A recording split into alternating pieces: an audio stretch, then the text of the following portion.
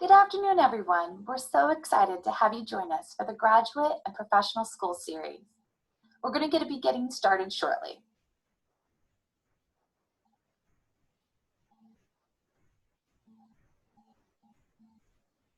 For those of us who are joining for our Graduate and Professional School Series, we'd like to begin with a few housekeeping items that you would have for today. Please know that we are recording today's webinar. If you are a participant joining us live, then please know that you will actually be muted upon entering our presentation. If you're watching it afterwards, you're welcome to see it anytime that you like. It will be recorded and actually shared on our Facebook page. We do have the chat box. You're welcome to join and ask different questions throughout the presentation. We'll try our best to monitor it, but if not, we'll make sure that we get to those questions at the end. And finally, we are here to help you along the way. So if you have any questions when it comes to graduate and professional school information, or just kind of wanting to learn a little bit more, please know that you are welcome to set up an appointment with us through Handshake and select Graduate and Professional School Prep. So with that, we're going to begin and talking a little bit about law schools today. So welcome to Law 101. Believe it or not, law touches everything. That can range from interest to people wanting to go into patent law. Maybe you have an interest when it comes to being a judge. Maybe you are interested in maybe doing family law. But any person that's interested in different areas of law can actually go on to law school.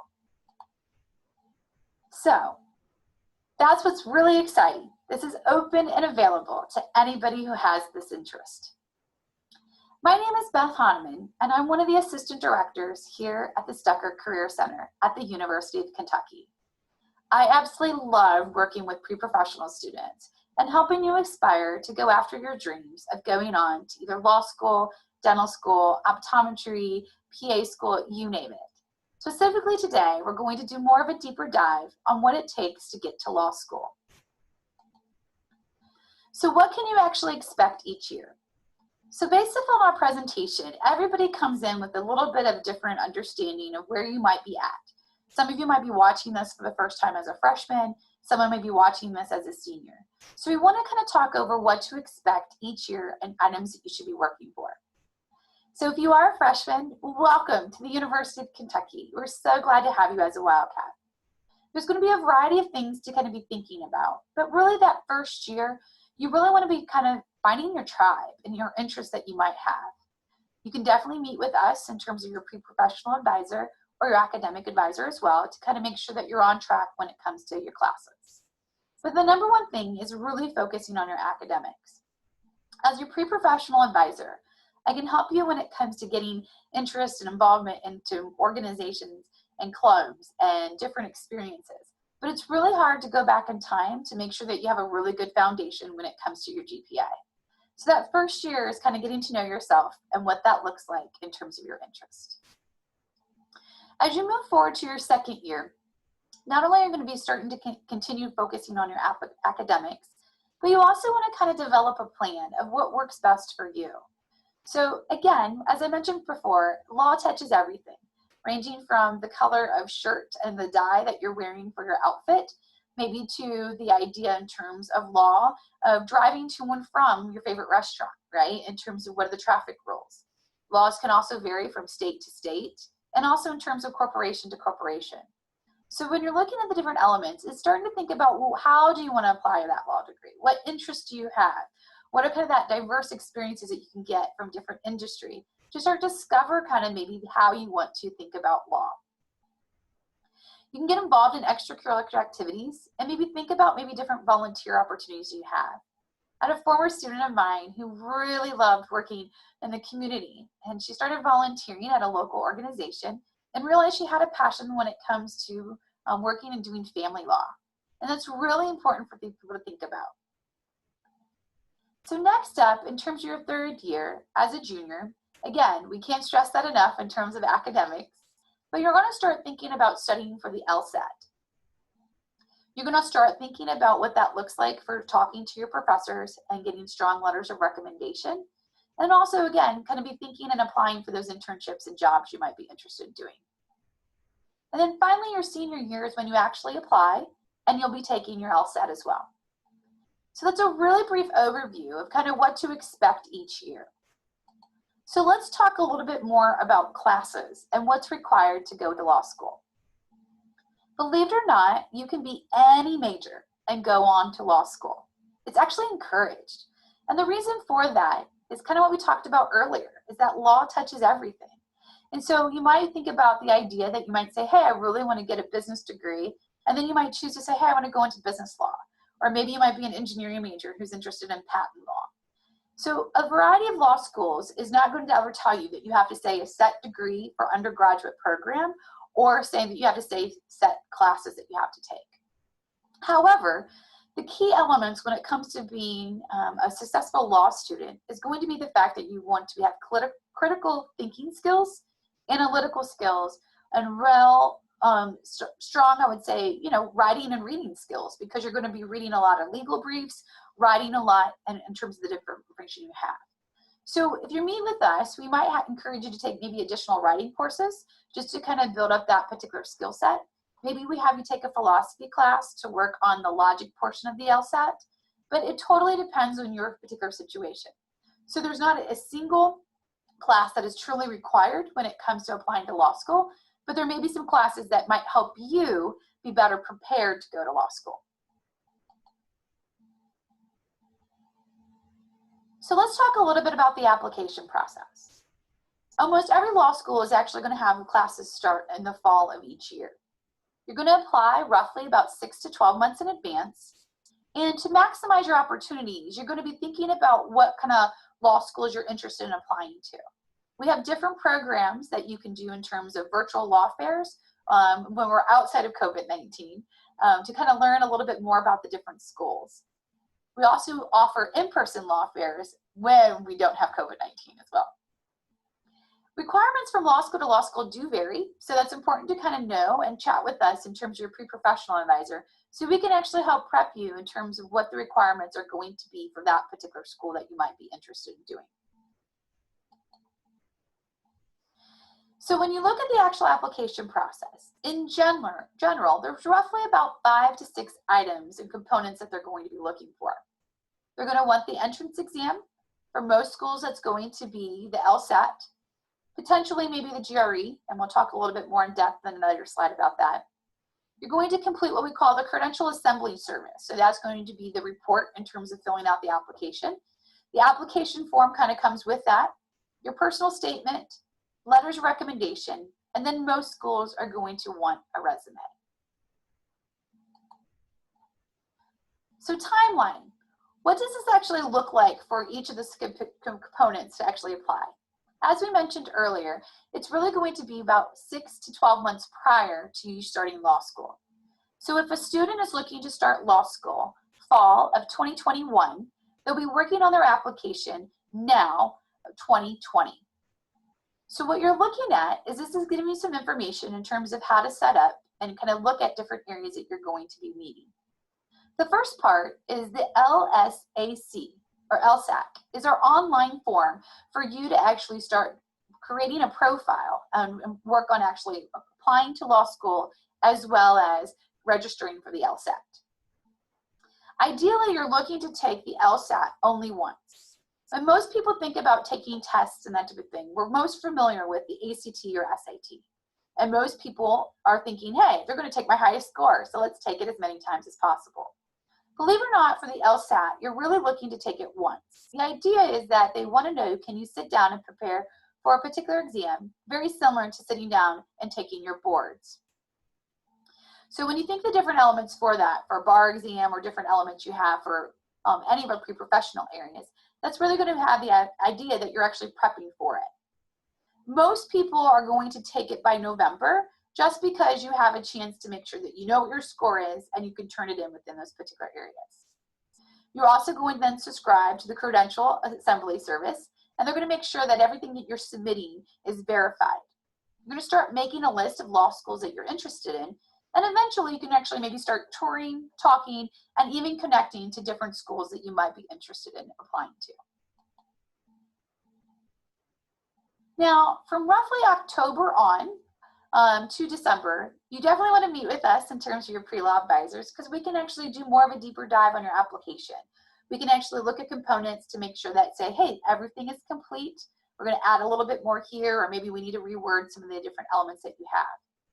You're going to make sure that you get transcripts from all of your undergraduate and graduate schools that you attended. Now, especially if you're a student that did dual enrollment in terms of high school, you want to make sure that you actually have transcripts for those particular schools as well. If you did study abroad, we can actually talk with you to kind of see if you need a transcript from that particular institution where you did classes, or if it's a program that was actually done through maybe your home host institution. You want to start thinking about letters of recommendation and how to approach those particular people who are going to write letters for you.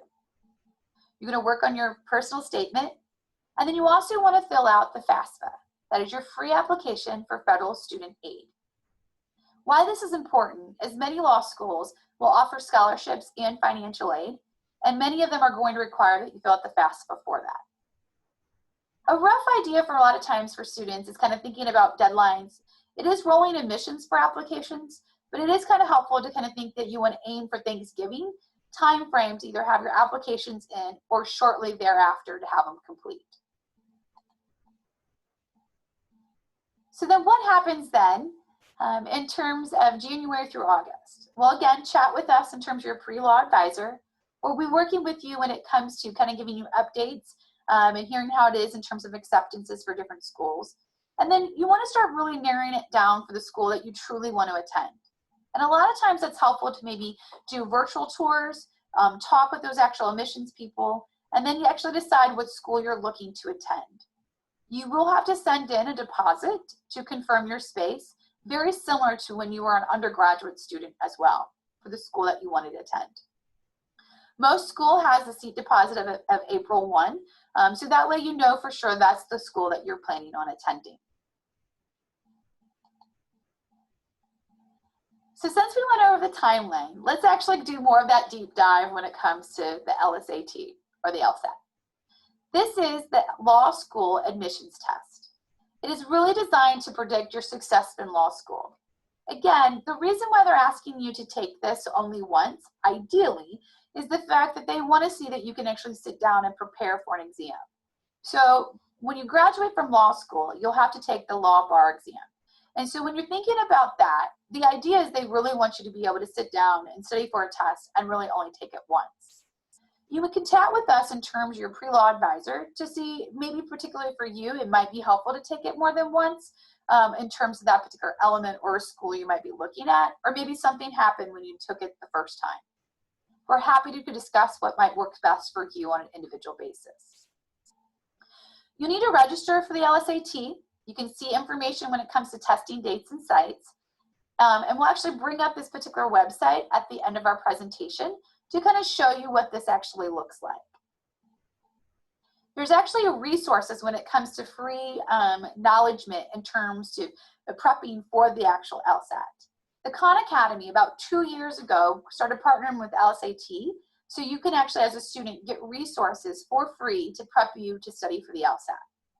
They also have sample resources as well for how the actual tests are going to be. About 2 years ago, the LSAT switched over from being a paper and pencil test to being digital. So again, we have more tips as well about what that looks like for preparing and practicing for the LSAT. Now, due to COVID-19, things have changed a little bit this year. They're now offering what we call the LSAT Flex. For some dates, and we'll actually talk about what that looks like for each of the different areas. It's the same content, it's just a little bit shorter. And the reason for that is past LSATs, they might be adding additional areas to test out questions and make those particular ones to use for future tests. This one's going to be a little bit more where it's designed on that particular avenue. You also still have a writing portion when it comes to LSAT, and that particular element does not have to be done the same day that you actually take the actual exam of the LSAT. However, that writing portion needs to actually be turned in before your entire application can be reviewed by law schools. Now, there's a few law schools that are now accepting the GRE. Now, many schools, if you know for sure that you want to go to law school and that is your main goal, then I highly recommend that you take the LSAT. That is what law schools are going to be looking for, and that's what they're known to actually see. So why have some schools accepted the GRE? Well, there's a variety of programs out there. There might be a joint program. So for example, a student might be able to get a combined MBA program as well as potentially doing their JD law degree. So instead of having a student have to take for admissions both the GRE and the LSAT, a lot of the schools have been allowed it to say, hey, you can just take the GRE. So it's not one of those things that one is better than the other. It's the idea in terms of the goal of the student. If you are for sure saying, I want to be a lawyer, and that's your first goal, definitely take the LSAT. If you're thinking about a couple different programs and not sure what that would look like, again, talk to us and we'll be happy to kind of talk over what works best for you. Now, a lot of times I get questions from students saying, oh, I want to take the LSAT, and then be like, oh, if I didn't do well, I'm going to take the GRE. Law schools are going to take the LSAT. So if you have the LSAT, that's what they're going to be looking at. The GRE is used in terms of a space if by chance, like I said, you're doing a combined program and you didn't necessarily want to take both the GRE and the LSAT. Personal statements. So most law schools don't actually have individual interviews. So a personal statement is your way to introduce yourself to that person, to let them know why you're interested in law, and they'll get to know you a little bit better. When you're thinking about writing a personal statement, these are some questions that help get you started. Many times I get students to be like, I don't even know where to begin, Beth. And I understand that. It can be overwhelming, but like, where do I start? So these are a few things to kind of be thinking about in terms of why this degree, what do you want to do with it, maybe that particular school or program, depending on where you're applying on that particular school. Now, that does not mean that your personal statement actually has to address each of these particular items. What they're really looking for is a really, really well-written statement. And so that's part of it, that writing is going to be really important in law school. So they want to see kind of what you're writing and that information for it. It should not be a recap of your resume if the resume is a requirement. They want more of a deeper dive. So sometimes it's helpful to think about is, what's your why in terms of why law school? What do you want to do with it? And if you could talk to that person in person, what do you want them to know about you?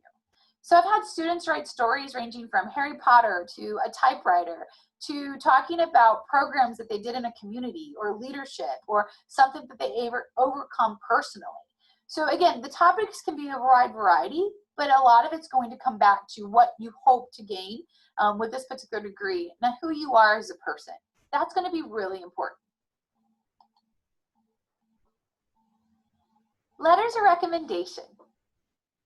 So letters of recommendation for each school is going to vary in terms of who they're looking for and kind of how many they need.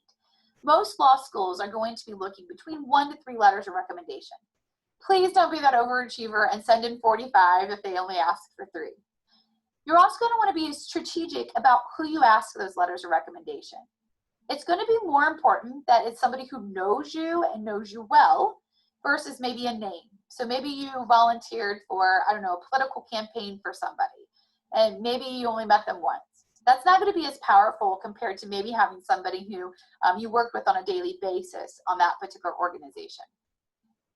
In addition to that, most schools are going to want minimum of 1 letter of recommendation from a faculty member, in many cases 2. So going back to the idea of what you can be working on as a freshman and sophomore is getting to know your professors.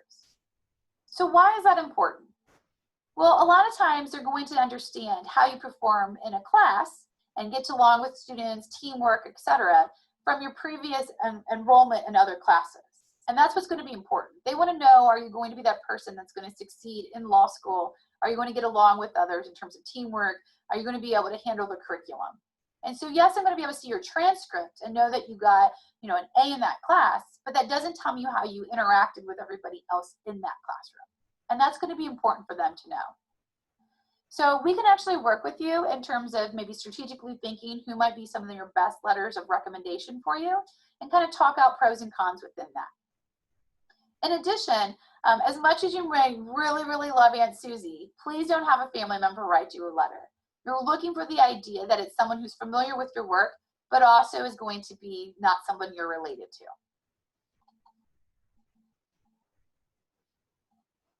Your resume.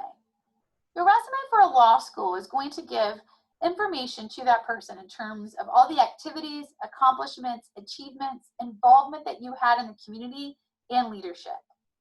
Please know that a resume is not a substitute of completely filling out the application form.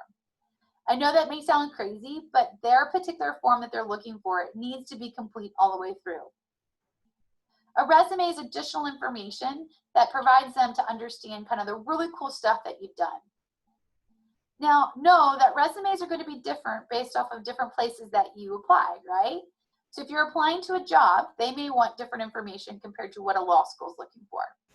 So in many cases, your resume, it's okay to be 2 pages long if you are an undergrad student applying to law school, because you might have a variety of experiences you want to make sure that they know about, ranging from, again, volunteering, research, leadership, etc. If you're also somebody who's taken some time off and now is applying to law school, same concept. We want to know all those great job experiences that you've done. You are welcome to meet with us, and that's one of the things we'll go over as well when we meet with you individually, about working on your individual resume and making sure it's the best for you in terms of submitting for law school.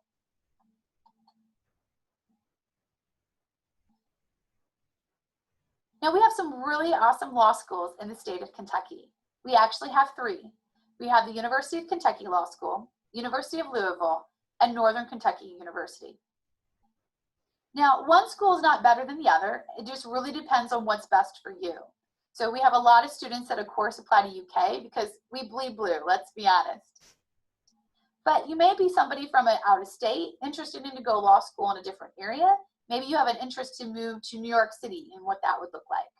So you can actually find a variety of law schools located here at LSAC as well. And it helps gives information about what they might be looking for. Typically speaking, most law students or students who are applying to law school usually are looking at all 3 in Kentucky. We also get students that are looking at Cincinnati, Ohio State, regionally ranging from Notre Dame, are some examples on those particular areas. We've also have a lot of alumni that has gone to Washington, D.C., maybe Georgetown, for example, on that particular area. And so those are some examples in terms of different elements that people might be looking for. Again, one law school is not perfect for everybody. And that's where we come in as law advisors to kind of help you find out what's best for you and kind of what your goals, interests, and values are.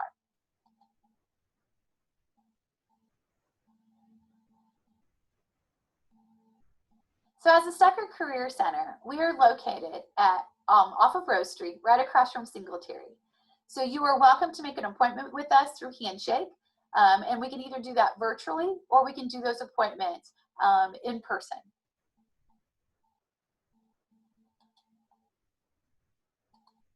So next what I want to do is talk a little bit more about what that looks like in terms of the main website. So if you're applying to different positions, we're going to shift over and kind of show you what that would look like.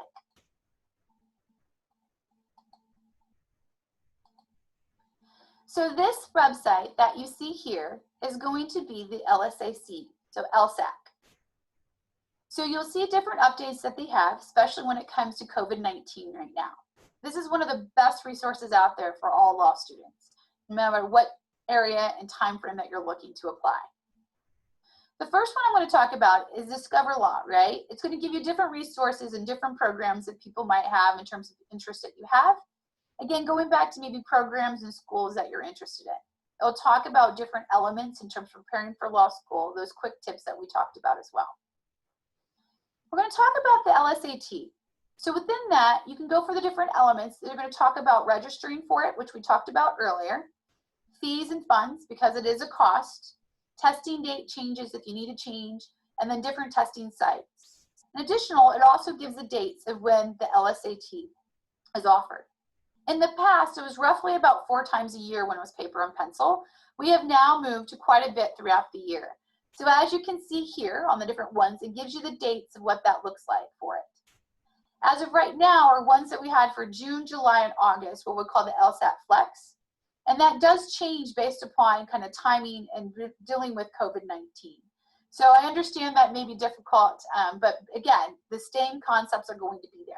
Writing portion, analytical ability that you have in terms of the logic portion, and then of course reading comprehension.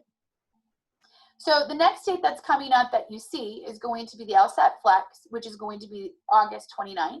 And it gives you information in terms of kind of the timing of where it varies, because that's going to be at different testing sites. And then you can actually see more of the traditional ones that we've had in the past. If you happen to be overseas, you can actually take it around the world as well. And those kind of give you information in terms of location for it too. Now, sometimes you get questions about what does this mean in terms of disclosed and undisclosed. So in the past, if you did the regular LSAT, you'd be able to get your scoring for each of the individual sections if it was disclosed. If it's undisclosed, and the reason why these are not is because they're LSAT Flex on that particular avenue. So that kind of gives you some more information in terms of what that means for each of the different areas. The other thing I want to point out is there's a variety of locations in terms of testing centers.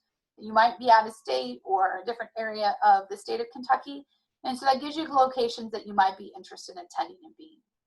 Also, if you need any assistance when it comes to learning elements and that type of thing, or special assistance when it comes to testing, you can talk over that, what that looks like in terms of those elements. And finally, we talked about LSAT prep. This is the information that we talked about is really, really helpful, ranging from the resources that they have for Khan Academy, elements when it comes to resources that you see. Some of them, of course, are a little bit more expensive, but most of them, especially when you have them, is you can do free prep, and that's perfectly okay. So we'll talk about choosing law schools. You can get additional information. We showed you that site earlier. And then finally, applying to law school. That goes into the process with the different resources that you see when we talk about the credential assembly that you're actually going to do to actually complete your application.